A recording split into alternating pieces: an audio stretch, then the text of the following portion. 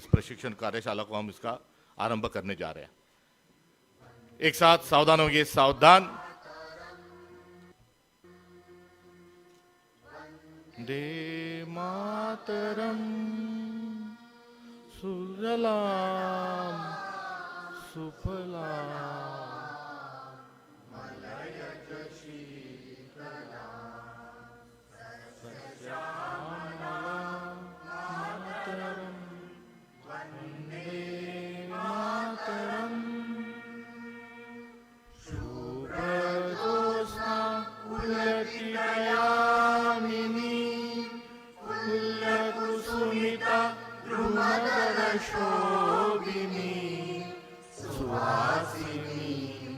सुमधुर भाषिणी सुखदां वरदां मातरं वन्दे मातरं वन्दे मातरं। विश्राम। कृपा करके स्थानापन्न हो जाइए।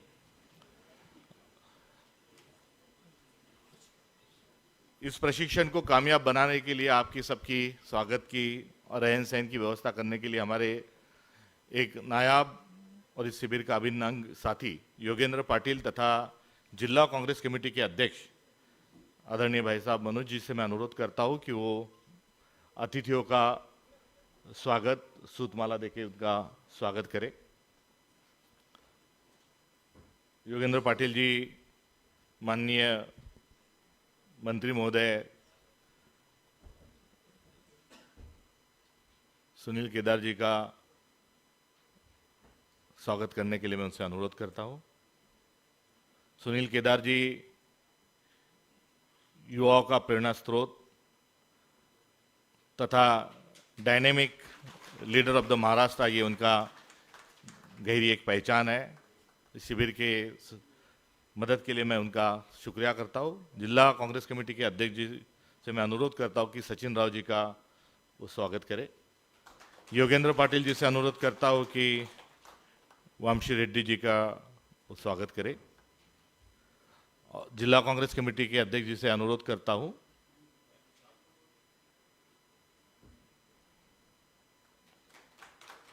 कृपया मोबाइल का प्रयोग न करें। जिला अध्यक्ष जी से अनुरोध करता हूं कि संदीप जी का वो स्वागत करें। नहीं, मैं संयोजक, मैं हर्षवर्धन इस कार्यक्रम के संयोजन आयोजन में एक कार्यकर्ता की भूमिका को निभाते हुए आप सबके बीच में यहाँ पर मैं मौजूद रहूँगा। मेरा सभी को सादर प्रणाम। मैं इस कार्यक्रम की जो अमूल्य जो समय है उसे ज़्यादा बर्बाद न करते हुए यहाँ पर हम सबको, जिनके छत्र छाया में मैंने पहले उल्लेख किया, हम यहाँ पर इस प्रशिक्षण को संपन्न कर रहे हैं, वो आदरणीय मैं सुनील केदार जी को यहाँ पर निमंत्रित करता हूँ कि वो आए और उद्घाटन के इस कार्यक्रम का और शिविर पे कार्यक्रम में मौजूद सभी का बीइंग ए होस्ट आप सबका स्वागत करें। आदरणीय सुनील केदार जी।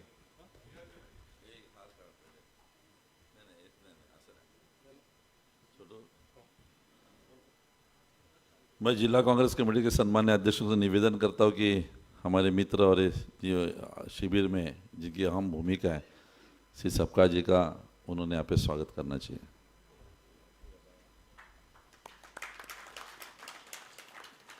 संजय जी, शुड आई गो?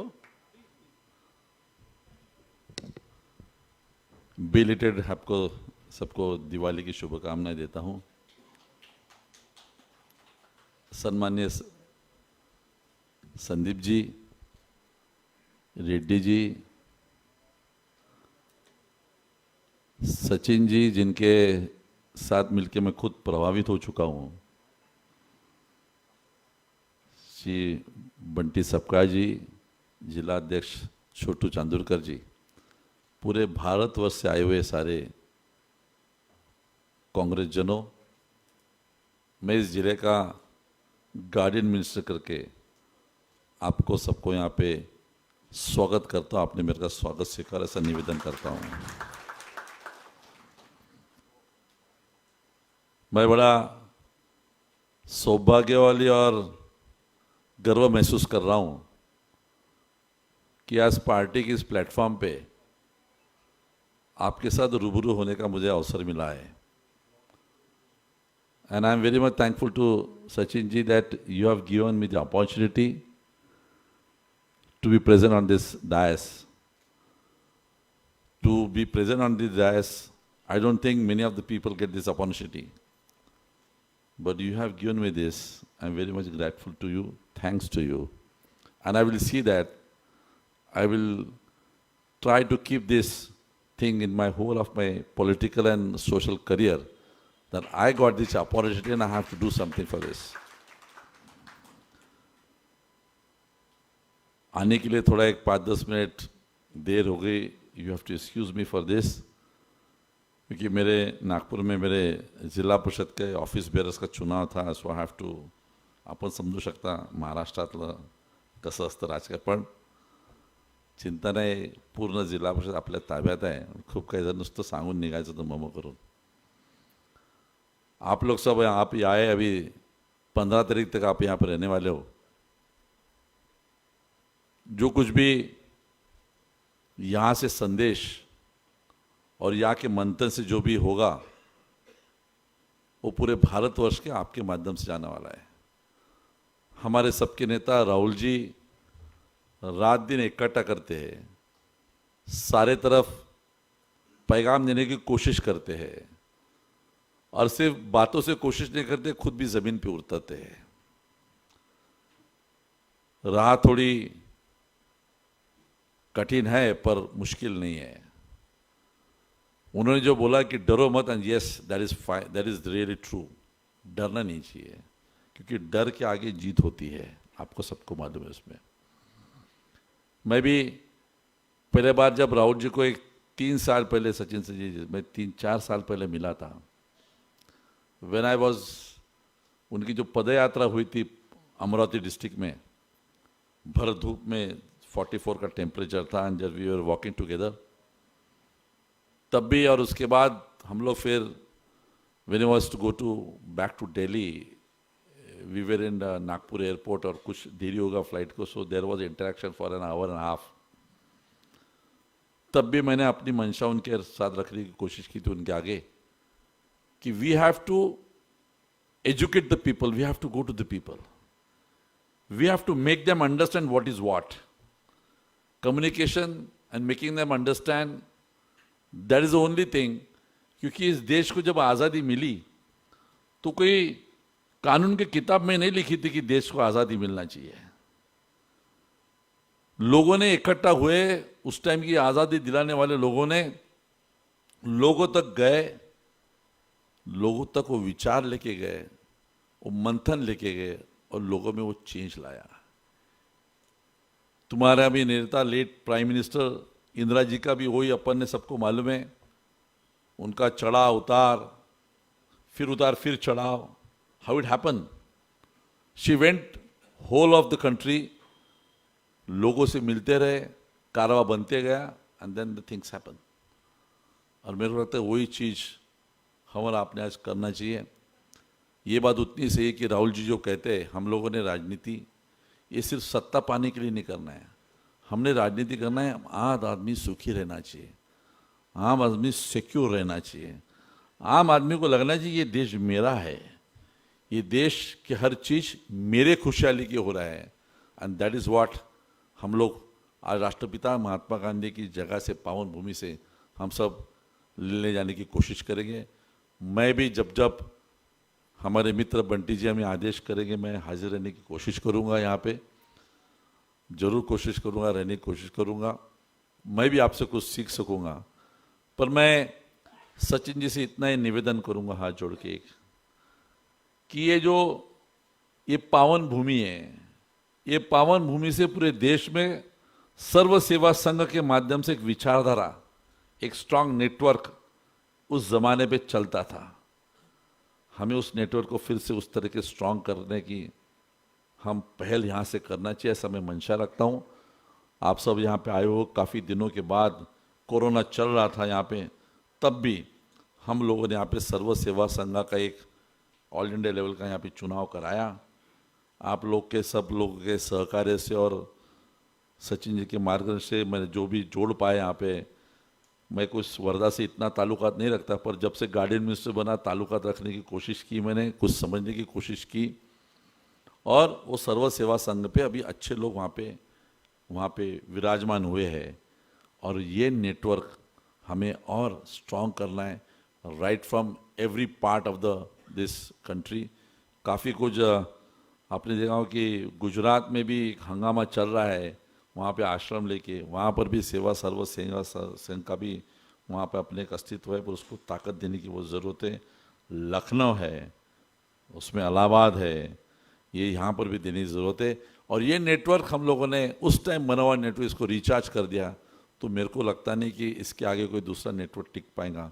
फिर से आपको इस वर्धा डिस्ट्रिक्ट में मैं आपको सबको यहाँ पे वेलकम करता हूँ, और जो कुछ भी सेवा करने की हमें आज मौका मिला है, सचिन जी ने हमें जो एक आज सेवा करने का जो मौका दिया है, इसलिए उनका तहे दिल फिर से शुक्रगुजार। And I assure everyone that from hereafter I will always keep this thing in my mind, that this party has given me a forum, this party has given me the stage where I proudly speaks about the Congress, and that is what a congressman need whole in his life. So मैं चाहूँगा आपके सबके सहयोग से और आपके सबके विचारधाराओं से हम फिर से पावन भूमि से कांग्रेस की और आम आदमी की विचारधारा इस देश में मजबूत करने के लिए पहल करेंगे। इतना मैं कहता हूँ। फिर से आप सबका आशीर्वाद, मैं अपने शब्दों को विराम देता हूँ। जय हिंद, जय महाराष्ट्र।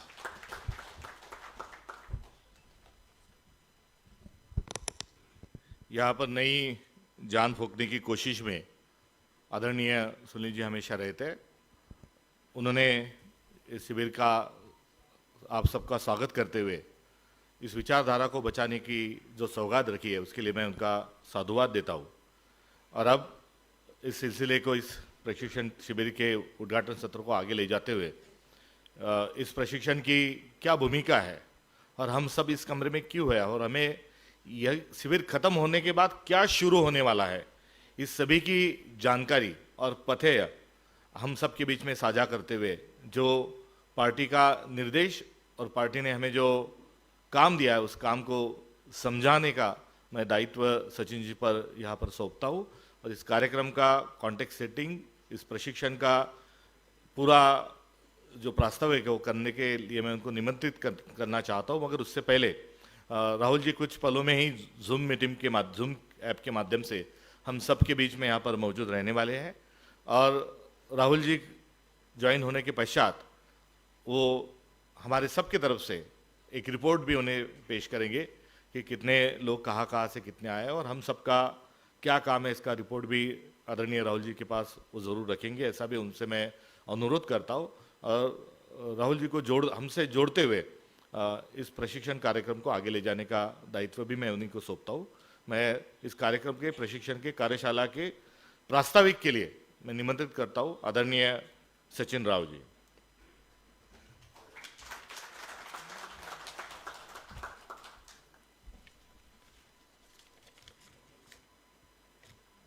हर्षवर्धन सपकाल जी, वंशी रेड्डी जी, बीएम संदीप जी, सुनील केदार जी, मनोज चांदोरकर जी और आप सभी देश भर से आए हुए लोगों का यहाँ सेवाग्राम में स्वागत करते हुए मैं आपके बीच में 2-4 मिनट लेकर हमारे इस कार्यक्रम का मकसद, लक्ष्य और क्या हासिल करने जा रहे हैं, ये हम 2-4 मिनट राहुल जी के आने के पहले समझने का कोशिश करते हैं।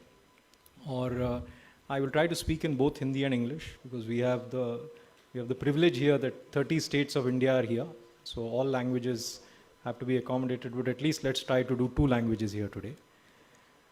So firstly I want to make the point that we are gathered here for an extremely crucial and important task for both the country and the party. हम यहाँ एकत्रित एक बहुत ही गंभीर और ज़रूरी कार्य पार्टी और देश के लिए करने यहाँ पे आए हैं, है ना। पहले इसकी गंभीरता हम आपस में ग्रहण करें. Let's take the seriousness deeply inside us. For over 100 years, the Congress party has shown this country the path of Swaraj and Sarvodaya, the rise of all from the freedom of each one of us. 100 साल से ज़्यादा हमारा जो इतिहास रहा है, 135 साल का जो इतिहास रहा है, उसमें कांग्रेस पार्टी ने इस देश को स्वराज और सर्वोदय का मार्ग दिखाया है. सर्वोदय सभी का उदय, स्वराज यानी सभी का, हर एक इंसान के आज़ादी से जो सर्वोदय होता है, वो मार्ग दिखाया है. और आज वो मार्ग और वो विचार के ऊपर जो वार हो रहा है, वो इतिहास में इतना प्रहार उस विचार पे कभी नहीं हुआ है. So we are standing at a historical time in the junction of that struggle, because the kind of attack that is happening on the idea of Swaraj, Sarvodaya and the Constitution is unprecedented. Never has the country and the idea of India been under such attack. This attack is coming both from forces of fascism that want to take us away from the path of everyone's collective rise to the path of just a few people rising. That's one side of this attack. But an equally dangerous part of the attack is the many regional and small, narrow-minded forces, whether it's caste or religion or region or language or state, that are trying to divide the politics, that are trying to shatter the politics of this country. So this idea of India is coming under attack from both sides. तो ये जो भारत का जो संघर्ष, विचार का जो संघर्ष जिसमें कांग्रेस इतने सालों से लगी हुई है, उसके ऊपर जो प्रहार आ रहा है, दो तरफ से आ रहा है. एक तो फांसीवादी प्रहार है, जो चाहती ही सर्वोदय बिल्कुल चाहती नहीं है और चाहती है कि पूरा देश की संपत्ति चंग लोगों के हाथ में चली जाए. और दूसरा प्रहार जो है वो अन्य संकीर्ण मानसिकता और विचार के फोर्सेस से है. वो या तो फिर एक जात पे सीमित है, या एक धर्म पे सीमित है, या तो फिर एक भाषा पे सीमित है, या एक प्रांत या एक प्रदेश पे सीमित है. उनकी सोच भारत के लिए नहीं, वो भारत को एक नहीं रख पाएंगे.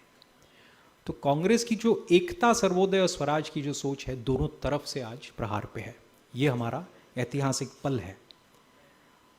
और मैं गर्व के साथ कहता हूं कि पूरी पार्टी, लीडरशिप से लेकर कार्यकर्ता तक और हमसे जुड़े जनता तक, पूरी देश और पूरी पार्टी अब जाग उठी है और इस संघर्ष में सक्रिय है. So it's with great pride that I must share that the entire party, leadership, workers, and the many people in the masses who are connected with us are now mobilized in this struggle to save Swaraj and the Constitution. There's no doubt about that. But an important aspect of that struggle is training. It's a very important aspect of that struggle because we all need to understand what we are fighting for and how to fight that fight. And that idea has to go not just to the leaders but to every last worker in every last booth. That is the work of training.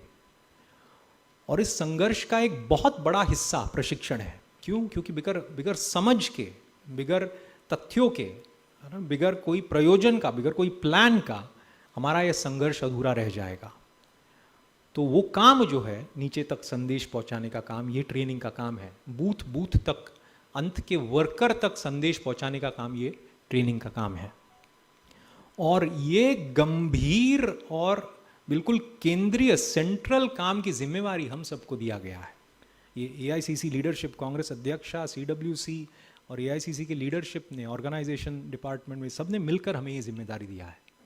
So we have been given this vital task by the leadership of the AICC to train our cadre. And that is what we are gathered here for today. And over the next 4 days, we are going to work together and understand some of those basic ideas, what they are.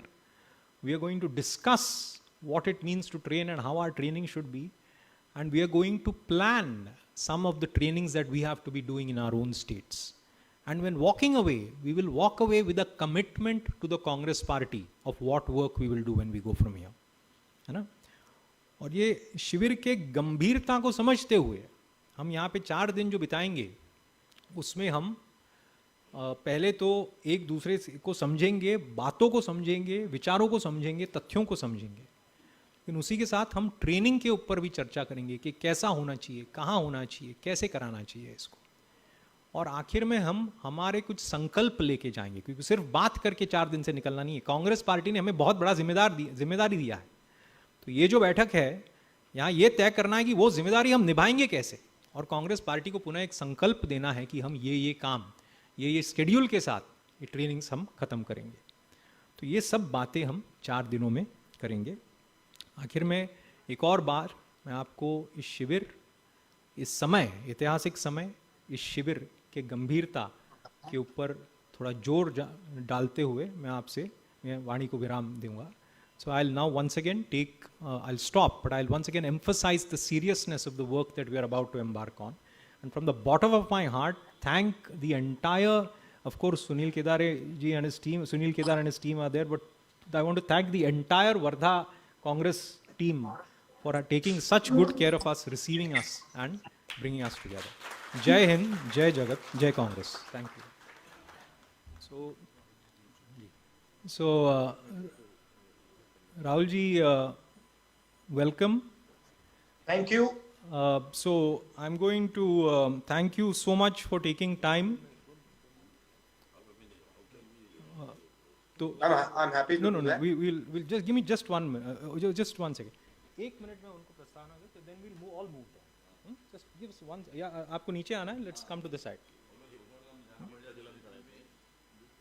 उसके बाद इनके पहले करना है. Okay. So Rahul ji, we're going to request your indulgence for a few minutes. We'll light the lamp of inaugural, and then we will call you to address us.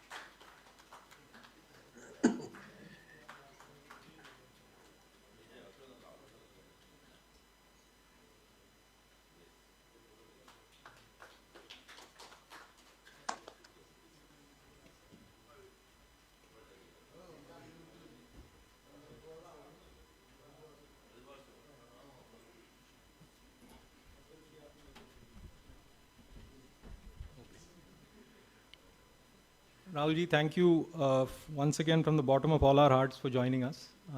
We have in front of you a very a remarkable room. There are 30 states represented here. Sight that can probably only happen, 30 states and union territories represented here. Over 100 people, and I think over the next few hours it will go up to 140 people from around India. And we have gathered here to discuss and plan how we are going to fulfill the mandate that the Congress President and the Congress Working Committee have given us of doing trainings, firstly in the PCC level and then in the DCC and BCC level. Over the next 4 days, we are going to be reviewing standard content, we are going to be clarifying a lot of basic ideas, and we are going to be planning and committing to our schedules. So हम इकट्ठे हुए हैं, 30 state के लोग हैं, लगभग अभी 120 लोग हैं, 140 लोग तक कुछ घंटों में हो जाएंगे। और अगले 4 दिन बहुत ही ऊर्जा भरा कमरा है, बहुत ऊर्जा है, बहुत लोगों में जोश है इस काम को लेकर। और अगले 4 दिन में हम साथ बैठकर हमारे आगे की कार्रवाई, जो AICC ने हमें आदेश दिया है कि ट्रेनिंग पहले प्रदेश स्तर में, फिर डिस्ट्रिक्ट और फिर ब्लॉक स्तर में होना है, वो हम कैसे AICC के आदेश के ऊपर हम खरे उतरेंगे, उसकी चर्चा हम 4 दिन करने जा रहे हैं। हमारे बीच में कई वक्ता आएंगे जो अलग अलग किस्म के आइडियाज़ हमारे बीच में रखेंगे। हम कई सारे स्टैंडर्ड मॉड्यूल्स का डिस्कशन करेंगे और फिर हम आपस में चर्चा करके 4 दिन के अंत में AICC को एक संकल्प देंगे, एक स्केड्यूल देंगे कि हम इस स्केड्यूल के आधार पे ये काम करेंगे। पूरा कार्यक्रम जनरल सेक्रेटरी ऑर्गेनाइजेशन और अन्य कांग्रेस लीडर्स के संरक्षण में हुआ है। हम और यहाँ सुनील केदार जी जो यहाँ के मंत्री हैं, उन्होंने सहयोग किया और पूरे वर्धा DCC ने यहाँ बहुत शानदार रूप से हमारा सहयोग किया है, और मैं उन सब का आभार प्रकट करते हुए आपको आमंत्रित करता हूं कि 2 शब्द प्रोत्साहन के हमें दें। Thank you. सचिन, अंग्रेजी में बोलूं या हिंदी में बोलूं या मिक्स करना है? अगर मिक्स करें, बिकॉज 30 राज्य है, so we have the beautiful site here of 30 states and we have had a cacophony of languages since the morning. So अगर आप थोड़ा मिक्स कर ले सर तो सबसे बेहतर होगा। मैं दोनों अंग्रेजी और हिंदी में बोल देता हूं, तो कोई बचेगा नहीं। बढ़िया बढ़िया, thank you sir.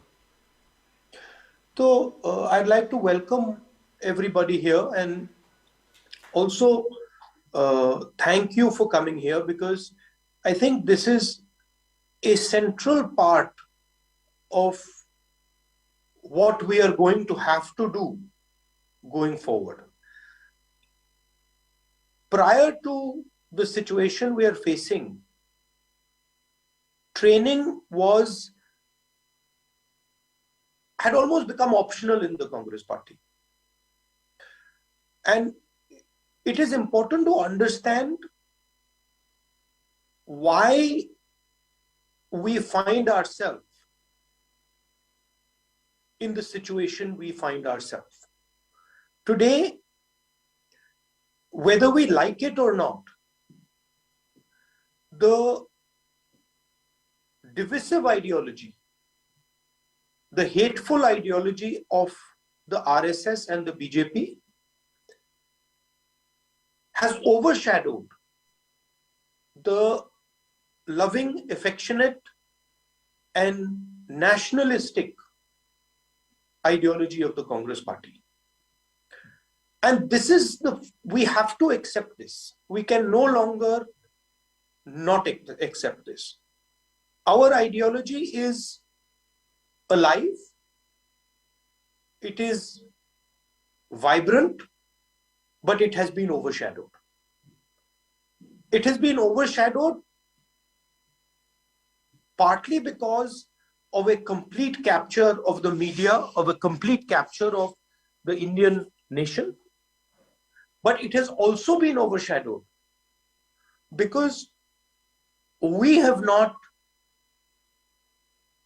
propagated our ideology among our own people aggressively. And the central way we have to propagate our ideology is by training our own people and by involving our own people in a conversation about what it means to be a congressperson. And how is that different from being a RSS person?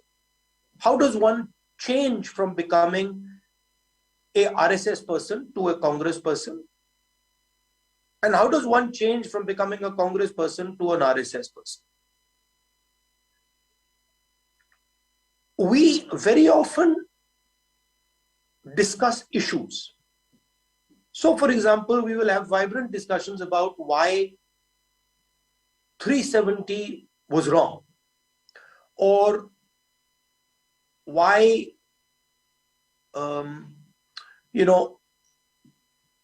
we view certain happenings in a particular way. But we do not go any longer into the foundations of the Congress ideology. When I say Congress ideology, it is actually a misnomer. It is not accurate. It is an ideology that the Congress follows, but it is an ideology that has been existing in India for thousands of years. Just like the RSS has its icons, the Congress ideology also has its icons. They are different icons, but we have them. So it is about bringing this ideological ocean and allowing our people to swim in it. Because this is not, it is an ocean.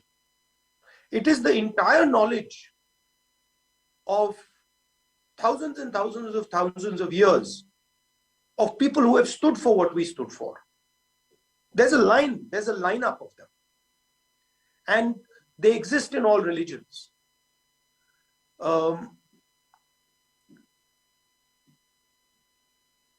You can start with people like, I mean, the beginning is people like who we call Shiva, people like Kabir, people like Guru Nanak.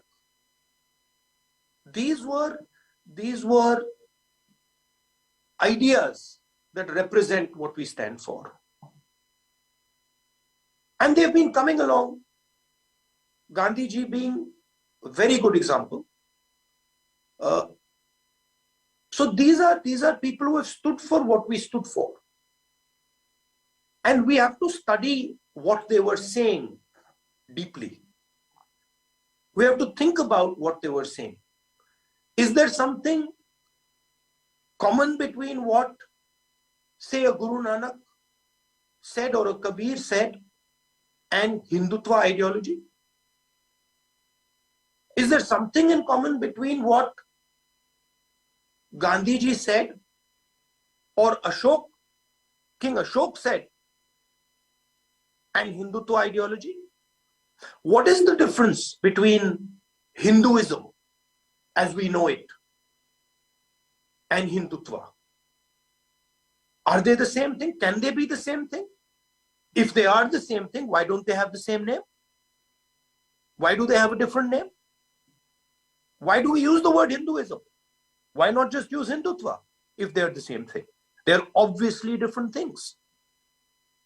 And so these are the type of things that we have to start to explore and understand and develop a group of people, 100, 200, 300, 500 people who deeply understand these differences, who can apply these differences to issues, to behavior, to action. Is Hinduism about beating a Sikh or a Muslim? Hindutva, of course, is. But is Hinduism about killing a clerk? In which book is this written? I have not seen it. I have read the Upanishads. I have not seen it. Where is it written that you should kill an innocent man? I am unable to find this in Hindu scripture, in Islamic scripture, in Sikh scripture. I can see it in Hindutva. So these are the type of things we have to discuss, and these are the type of things that we have to spread among ourselves. And once we start to spread it and effectively amongst ourselves, we will find it will automatically start to spread among others. And this is the mission that you are embarking on. This is the foundational mission of Congress Karyakartas. This is going to be central, and in my view, and Venugopalji and others might have a different opinion, but in my view, it should be compulsory. It should be mandatory. Every single person should go through it.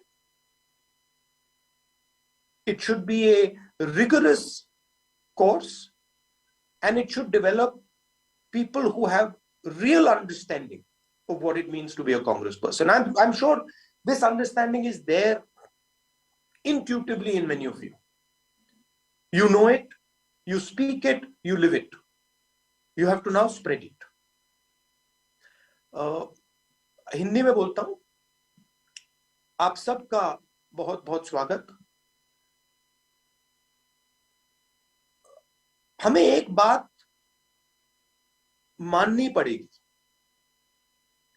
Hindustan में दो विचारधाराएं हैं, एक Congress party की विचारधारा और एक RSS की विचारधारा। और हमें यह बात माननी पड़ेगी कि आज के हिंदुस्तान में बीजेपी आरएसएस ने नफरत फैला दिया है। और कांग्रेस की विचारधारा जो जोड़ने की, भाईचारे की, प्यार की विचारधारा है, उसको बीजेपी की नफरत भरी विचारधारा ने ओवरशैडो कर दिया है। मिटाया नहीं है, हराया नहीं है, मगर उनका प्रोपगेशन हमारे प्रोपगेशन से ज्यादा है। मतलब उनके हाथ में लाउडस्पीकर है, उनके हाथ में एम्पलीफायर है, उनके हाथ में मशीनरी है। हमारे हाथ में एम्पलीफायर नहीं है, लाउडस्पीकर नहीं है, मशीनरी नहीं है। 2014 से पहले हमारे लिए ट्रेनिंग ऑप्शनल हो सकती थी। विचारधारा की जो लड़ाई थी वो फोकस्ड नहीं थी। आज के हिंदुस्तान में विचारधारा की लड़ाई सबसे जरूरी लड़ाई हो गई है। आइडियोलॉजिकल लड़ाई सबसे जरूरी लड़ाई हो गई है। ये जो हमारी विचारधारा है, इसको हम कांग्रेस की विचारधारा कहते हैं, मगर ये हमसे बहुत पुरानी है। बीजेपी हिंदुत्व की बात करती है।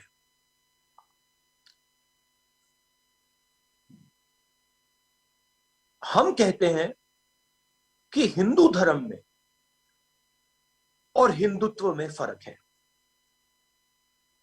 क्योंकि अगर फर्क नहीं होता तो नाम एक ही होता। हिंदुत्व को हिंदू की जरूरत नहीं होती, या हिंदुत्व की जरूरत नहीं होती। जैसे एक बार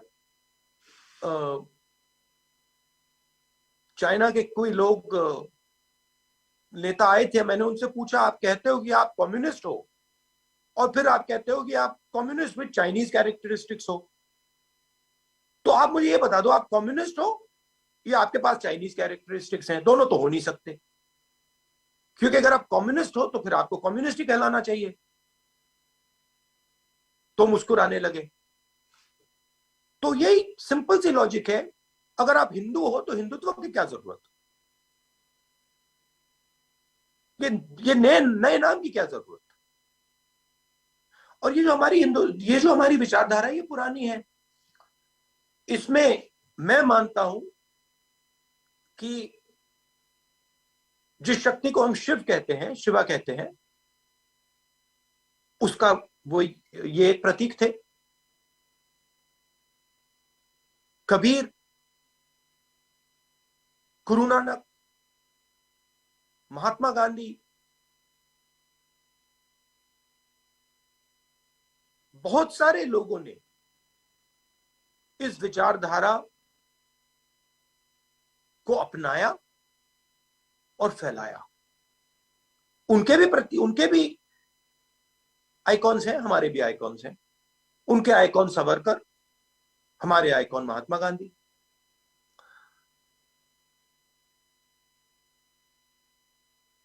हमने जिस प्रकार से अपनी विचारधारा को, जिस गहराई से अपनी विचारधारा को समझना चाहिए और फैलाना चाहिए, वो हमने पहले हम करते थे, वो हमने छोड़ दिया। और उसके कारण थे, किसी की गलती नहीं मगर कारण थे। मगर अब समय आ गया है कि हमने अपनी विचारधारा को अपने संगठन में गहरा करना है। इसके लिए हमें 100, 200, 300, 400 लोगों की जरूरत है जो इस विचारधारा को गहराई से समझें और अपनाएं, इस विचारधारा को बन जाएं। उनमें से आप मेरे सामने बैठे हो, और हमारा लक्ष्य इस विचारधारा को पूरे हिंदुस्तान में फैलाने का है, समझाने का है, और हमारे जो कार्यकर्ता हैं उनसे इस विचारधारा को कोने कोने तक पहुंचाने का है। मेरे मुताबिक आइडियोलॉजिकल ट्रेनिंग जो हो, विचारधारा की ट्रेनिंग जो हो, मेरे मुताबिक उसे कंपलसरी होना चाहिए। कांग्रेस का कोई भी व्यक्ति, चाहे वो कितना भी सीनियर हो, कितना भी जूनियर हो, उसे उसके लिए ट्रेनिंग मैंडेटरी होनी चाहिए।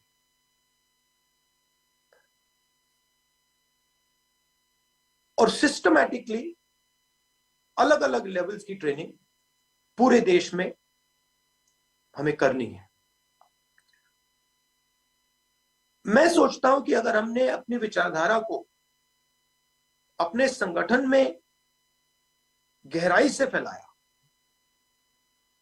इश्यूज की लेवल पे और सोच की लेवल और एक्शन की लेवल पर, जैसे हम कभी कभी कहते हैं 370 पे बात होती है, अलग अलग मुद्दों पे बात होती है, आतंकवाद पे बात होती है, नेशनलिज्म पे बात होती है। इन सब इश्यूज पे, मुद्दों में कांग्रेस की विचारधारा के पास जवाब है, अच्छे जवाब है, मगर हमारे ही कार्यकर्ताओं को हम ये औजार नहीं देते हैं। आज बदलाव का समय है, हमें ये औजार अपने हर एक कार्यकर्ता के हाथ देना है। इसलिए आप सब आए हैं, मैं आपको बधाई देता हूं और काफी कॉन्फिडेंस से कहता हूं, विश्वास से कहता हूं कि जिस काम के लिए आप आज निकले हैं, उस काम को गहराई से आप पूरा करके दिखाएंगे और मैं भी आपके साथ इस काम को पूरा करके दिखाऊंगा। To conclude, you are the Congress party. आप कांग्रेस पार्टी हो और ये जो इतिहास है जिसको गांधी जी आगे ले गए, this tradition that Mahatma Gandhi has taken forward is inside you. ये आपके अंदर है, ये आपके खून में है। कभी कभी आजकल कांग्रेस के लोग बीजेपी में चले जाते हैं, आरएसएस में चले जाते हैं। अभी उत्तराखंड में मेरी आर्या जी से बात हुई। आर्या जी आरएसएस बीजेपी में गए, वापस आए और मैंने उनसे पूछा, भैया बताओ वापस क्यों आए? और उन्होंने कहा, राहुल जी नहीं करता, वहां पे जिया नहीं जाता, वहां पे हमें घुटन सी होती है, वो समाज को बदलना नहीं चाहते हैं, वो हमारा इस्तेमाल करते हैं मगर हमें इज्जत और जगह नहीं देते हैं। तो ये सेंटिमेंट हर कांग्रेसी के दिल में है। डर के वो भाग सकता है मगर वहां जी नहीं सकता, वहां जीते हुए मर जाता है।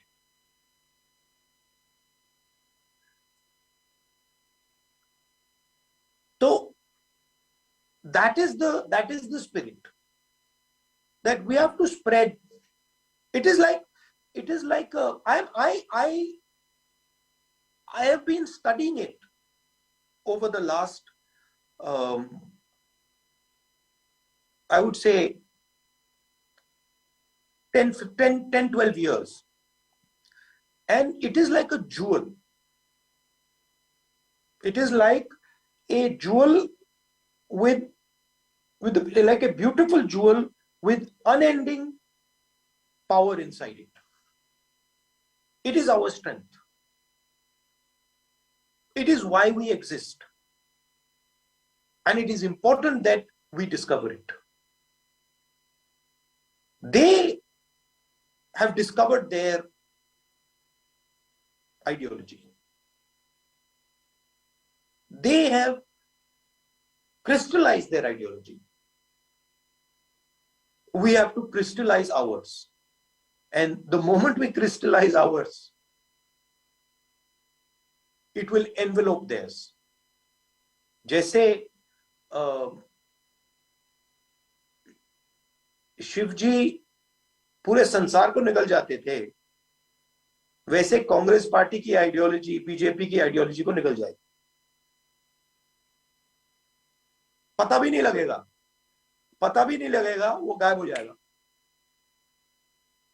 और जो नफरत आज फैलाई जा रही है वो गायब हो जाएगी. और जो भविष्य आज नहीं दिख रहा है वो दिखना शुरू हो जाएगा. आप सबका बहुत बहुत धन्यवाद.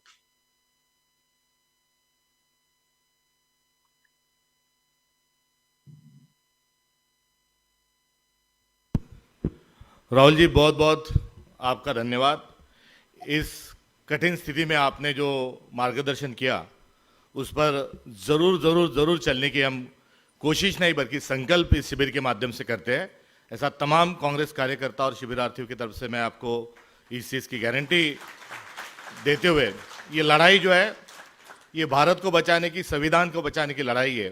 और इस लड़ाई में आपका मार्गदर्शन, आपकी हौसला अफजाई हमें हमेशा प्रेरणा देती रहेंगी.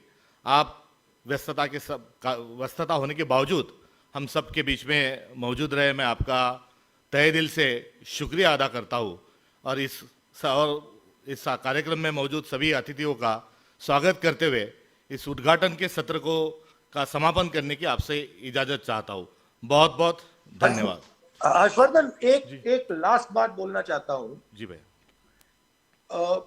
जब आप बोल रहे थे मैं सोच रहा था, आपका ट्रेनिंग का मिशन क्या है? ट्रेनिंग का मिशन विचारधारा को फैलाने का है. मगर हमारी विचारधारा जब फैलती है जब व्यक्ति के दिल के अंदर डर और दर्द मिटता है. तो हमारा काम हमारे कार्यकर्ताओं के दिल में जो दर्द है, जो डर है, उसको मिटाने का है. हमारा मेथड, हमारा सिस्टम, सिस्टम को हम आइडियोलॉजिकल ट्रेनिंग कहते हैं. मगर हमारा लक्ष्य हमारे कार्यकर्ता को अपने डर से, अपने दर्द से लड़ने का हथियार देने का है. अगर हमने अपने कार्यकर्ता को अपने डर से और अपने दर्द से डरने का हथियार दे दिया, वो उस हथियार को फैला देगा. वो जो देते हैं, वो हथियार देते हैं, वो डर और दर्द के पीछे छुपने का हथियार देते हैं.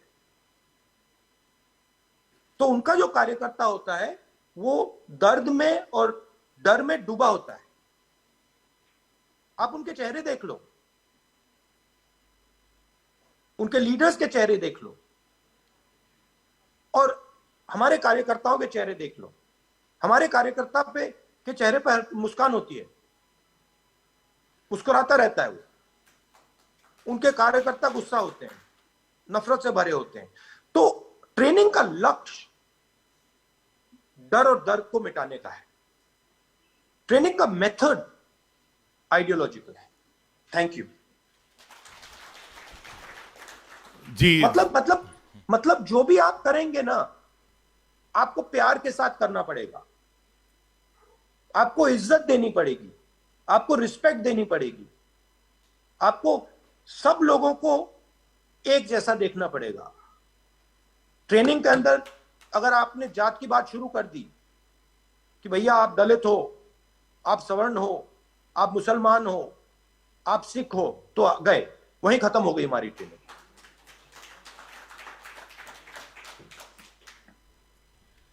जी भैया, जरूर ये जो सूत्र आपने दिया है उसी को आने वाले 4 दिन में उसी पर प्रक्रिया, उस पर प्रोसेस करते हुए एक अच्छे लक्ष्य तक पहुंचने का मैं आपसे वादा करते हुए इस मीटिंग को, जूम मीटिंग को यहाँ खत्म करने की आपसे इजाजत चाहता हूँ। बहुत बहुत धन्यवाद। धन्यवाद। आप सबका बहुत बहुत धन्यवाद।